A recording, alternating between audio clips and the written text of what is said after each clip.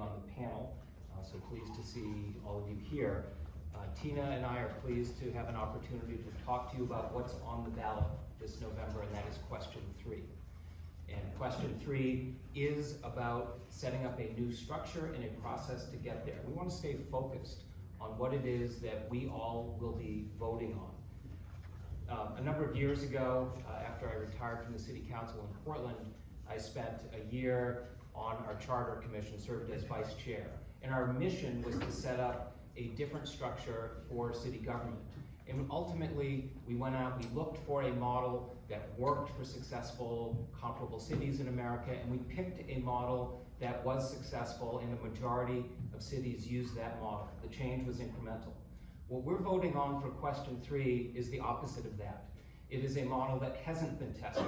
It is a model that is unprecedented, used by only 2 other utilities in America, and it is not a model that is a model of success. What is this model? It is a model that starts with a government entity, a quasi-government entity according to our law court. That entity will be governed by a board, 7 of whom are elected. Their qualifications for being elected are that they're 21 years of age and live in the district. Those 7 people will in turn select 6 more to run the board. Those 6 collectively must have a set of experiences, but individually not. Now, I serve as board chair of the Northern New England Passenger Rail Authority. I was appointed by the governor. I was confirmed by the legislature. There is no confirmation process for those 6.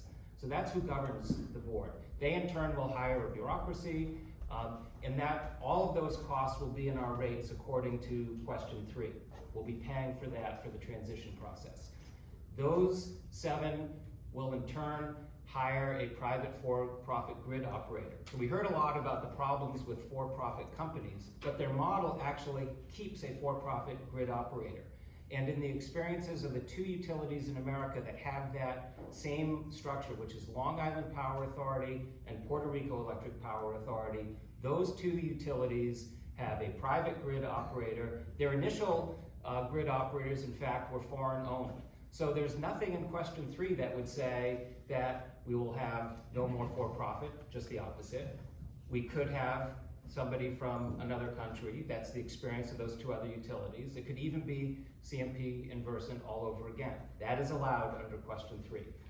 Let's talk now about the process. So all of you should have at your table a timeline, and I want to quickly go through that timeline. So in November, we will be voting.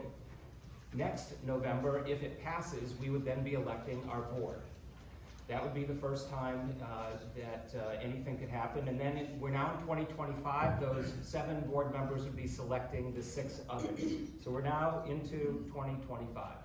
That board now has to hire, staff up all of the government officials, the lawyers, the accountants, et cetera, that we'll be paying for. And then over the course of the next 18 months, they'll be focused on how to take over CMP and Versant, not whether.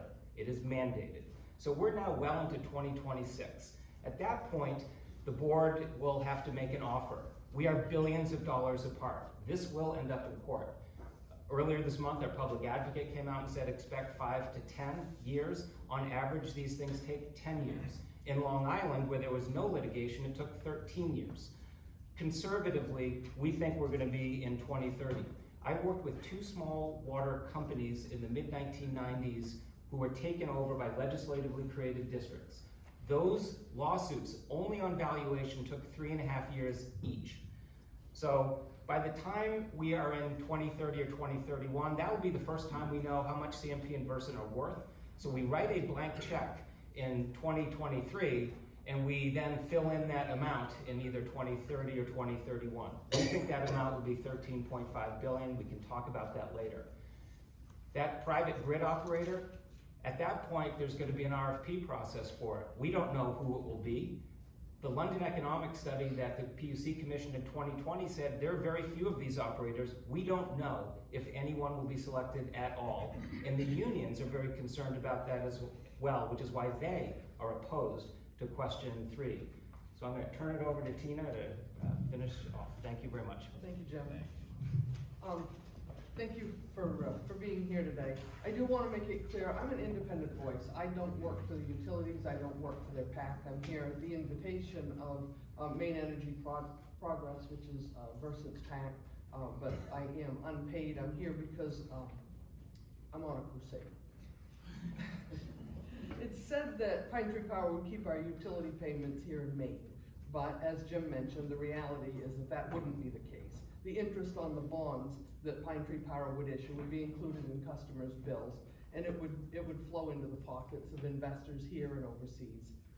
Pine Tree Power would also hire that third-party operations contractor that almost certainly would be a subsidiary of a larger company with foreign investors. And again, the money that we pay them in profit would go to the company's shareholders around the world. I like consumer-owned utilities. Many do offer low rates, and customers are happy with their service. But likening Pine Tree Power to consumer-owned utilities in general is inaccurate. Maine COUs, like many across the nation, are small. Sometimes they're even just town departments with a few people. Many were built with federal electrification funds, not by taking on an enormous debt.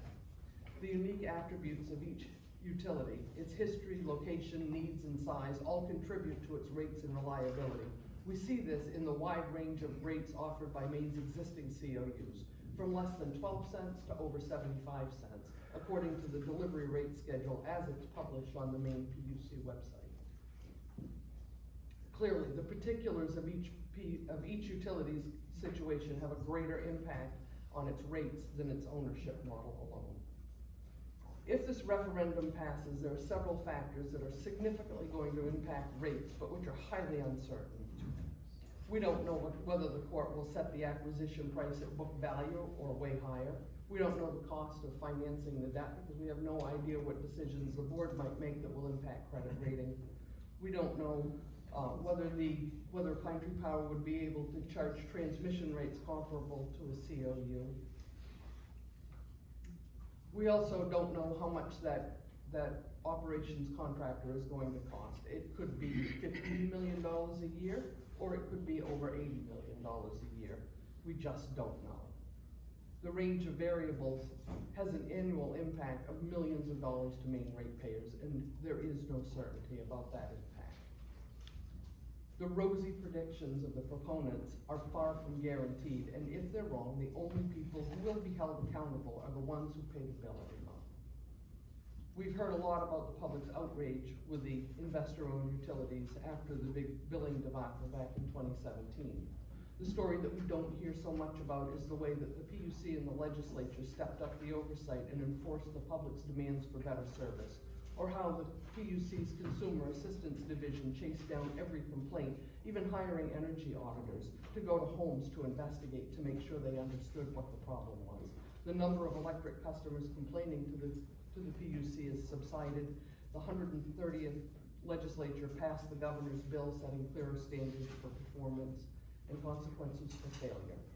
This is a successful effort by a self-governing people to correct a failure of its regulatory process. It's a dry, slow process, but it's working as it should.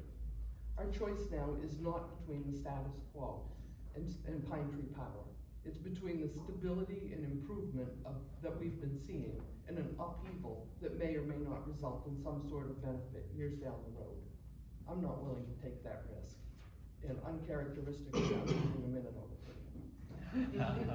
Thank you. All right, I want to thank everybody. So this is the time where I'm going to ask some questions that hopefully will provoke more